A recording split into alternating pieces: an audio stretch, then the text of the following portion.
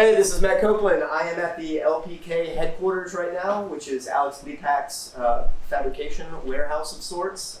This is my Alta Cruz frame that Alex hand-built. I pulled this in today because I wanted Alex to talk a little bit about the manufacturing or the fabrication of the actual frame itself, which I will pull him in and have him go over the details, and then I'll run through all the special modifications that we've done outside of the frame getting manufactured itself. Huge shout out to Alex and Dan from Alta Cruz for the bike, and I'm going to pull Alex in and take it away. Hi, I'm Alex Lepak, one half of Alta Cruz, and this is Matt Coplon's new custom frame. With this frame, he wanted to try to stay light, so we went with the traditional BMX head tube at 4 5/8 inches tall, and Reynolds tubing for the top tube and down tube. Both tubes are butted 09, 06, back to 09, with 1 1/4 top tube and 1 3/8 down tube. Then we went with an externally butted true temper seat tube, mid-bottom bracket, and the seat stays are 035 thick, 3/4 inch diameter, 4130 chromoly, and went a little bit heavier on the chain stays. They're 0.049, 3/4 inch diameter, and both the bridges are 5/8 inch thick tubing, just to keep the weight down. And they're built to Matt's custom specs with a little bit of his touch on the bike. And that's about it from my end. All right, we'll start with the front end.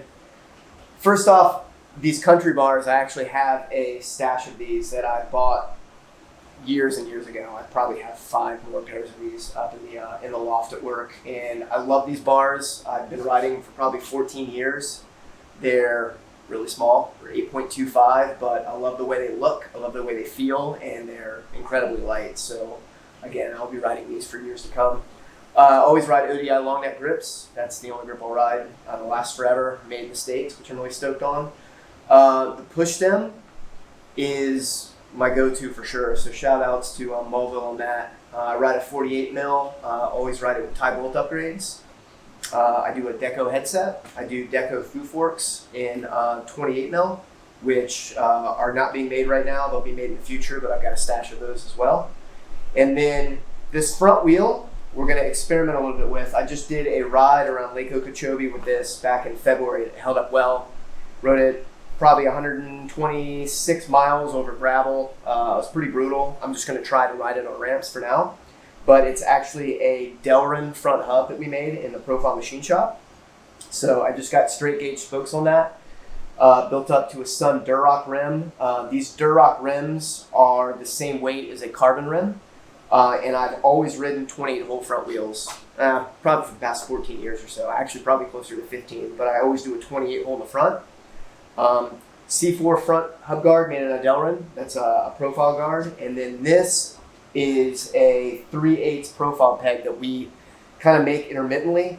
I actually had one of our riders, I bought this from one of our riders, and he didn't use it anymore, so I actually got it from him. Got this a couple months ago to kind of have a semi-new peg put on the bike. The last piece of my front end, which is really awesome and custom, is these 3/8 beach bolts. It actually was a Madeira bolt that we used to make that we no longer make, but our machine shop made them out of titanium for me. So I've got one on just my non-peg side, and I ride a normal 3/8 volcano bolt on my peg side. So that is my front end. So we'll move to the mid part of the bike here, but firstly I wanted to mention too, this frame in particular I've been riding since probably 2008, 2009. The dimensions of this are off a Country Outlaw frame, which was Craig Stevens' frame, who was a very good friend of mine that passed away this year. So indefinitely will probably just keep riding his dimensions until I stop riding in remembrance of him. So shout out to Craig, really miss the dude. Appreciative of these dimensions as well, because I really looked up to him, and yeah, this is always a remembrance of him. So the mid section of the frame here, or the setup I should say. Funny story about the seats. This is a Terry Adams Deco seat that Chad over at Deco no longer makes.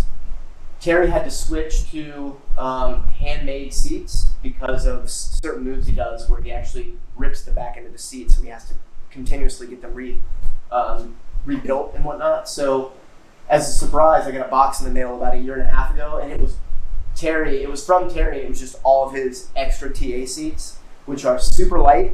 It's got lightweight foam. I just like the aesthetic of it, being all black, and it's low profile, and the Kevlar on the ends really help for bar spins as well. So shout out to Terry for the cache of these seats that I have. I've always ridden a Deco short post as long as Chad has made them, which I'll continue to ride, of course. This seat post clamp is actually brown, which you kind of can't see. We have not made it profile seat post clamps in probably 4 or 5 years, so they're really, really hard to get a hold of. So our builder, John, actually found this seat post clamp on a complete build in the loft. I don't know how he found it, but he did. I'm stoked on it because this was the last thing holding up this build, was this seat post clamp. And when he brought it to me, I was super bummed that it was brown, but it's so dark that you kind of can't tell. Well, you can now. But shouts to John for finding that. So the drivetrain are 160 19mm race cranks, and the interesting thing about these cranks is that one of the arms actually has a boss, because these were a small batch of 160 flat arms that were welded incorrectly. And again, with John's help at work, he actually modified them to make them work for this bike. So I'm really stoked to have a brand new pair of 160 19mm cranks on, because I haven't had new cranks in a really long time. I keep reusing old cranks. So that's partnered up with a 25 tooth 19mm spline drive sprocket. It is my favorite design sprocket the Profile's made, so I'm stoked to have that continuously on the bike. I ride a KMC 710 chain with hollow pins, which I swear by. It's the only chain I'll ride. And then recently got a pair of Yashimura pedals, which are on my other bike. I bought another pair for this bike just because I love the way they feel. I still have quite a few pairs of gas pedals that are on my other bikes, but for this bike in particular, I'm keeping the Yashimuras on this because they just feel really, really awesome. So shout out to Yashimura for making an awesome pedal made in California. All right, and lastly, this is the rear end of the bike. Firstly, I want to shout out to Brian over at Demolition for making Momentums and continuously making Momentums in 2.2s. Some people say they're cookie cutters, maybe they are. But it's the tire that I will ride until they no longer make them. So please, Brian, please do not stop making these tires. Swear by them, brand new set on here. They always feel great. They actually feel great right out of the gate. That's paired up to a carbon rear wheel and 36 hole. I do ride 36 in the rear and 28 in the front, but definitely sticking with 36 in the rear. And Termite, our wheel builder, made kind of a custom wheel out of this with raw titanium spokes, every other spoke, and then the internal spokes are double-butted steel spokes with alloy nipples. Included in that, I've got a 3/8 titanium beach bolt as well on the rear end on the non-peg side. I'm gonna ride my first Tubolito. We'll see how that works. So, and on the peg side, I've got a C4 rear non-drive side hub guard in plastic that Dave in our machine shop kind of modified to fit this, because we don't make C4s for 3/8s, which this is a 3/8 rear end. And the peg on my peg side, because I can't get a hold of these pegs, I actually went to Oklahoma to my wife's house in Oklahoma and found this peg in the garage that I left there probably 14 years ago. So I actually have a rear aluminum peg that I can ride its profile as well. So I'm really stoked on that. It's beaten and it's worn, but I'm stoked on it and stoked it's on the bike. Lastly, the rear hub is the Profile Cat's Eye hub that Profile put out last summer in September, which I was able to endorse. I was really stoked on that and really honored. So yeah, it's got that Cat's Eye left-hand ride rear, 3/8 aluminum internal axle. We've got a beach bolt, like I had mentioned, in titanium on the non-drive side, a chromoly volcano bolt for the peg side, and the thing that I've been able to have Profile make for years that we're not going to make in production, but Dave in our machine shop has made it for me continuously, is a 9-tooth aluminum driver, which I have been riding pretty consistently. Well, not consistently, probably been riding these for about 8 years now. They don't last as long as a tie driver. They probably only last about 9 months, which is why we don't put them on the market. But it's almost like clockwork. I know when they're going to fail. But they last about 9 months, and that kind of ties in everything else that is light enough for this bike, which came in right under 20 pounds at 19.2 What was it, Alex? 19 point- pounds, 15 ounces. 19 pounds, 15 ounces.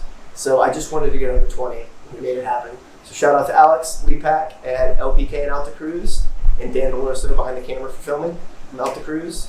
Appreciate you checking it out. Thank you.